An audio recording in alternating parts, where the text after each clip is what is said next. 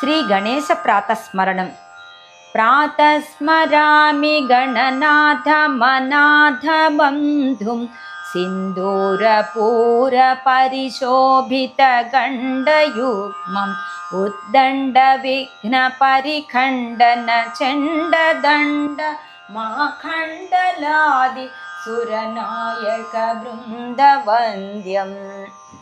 प्रातर्नमामि चतुराननवन्द्यमानमिच्छानुकूलमखिलं च वरं ददानं तं तुन्दिलं द्विरसनाधिपयज्ञसूत्रं पुत्रं विलासचतुरं शिवयोः शिवाय।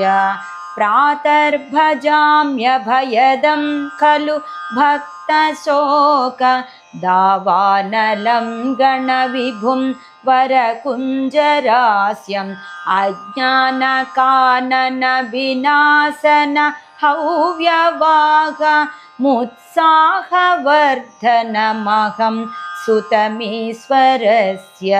श्लोकत्रयमिदं पुण्यं सदा साम्राज्यदायकं प्रातरुत्थाय सततं यः पठेः प्रयतः पुमान्। इति श्रीमदादिशङ्कराचार्य विरचित श्रीगणेशप्रातस्मरणम्।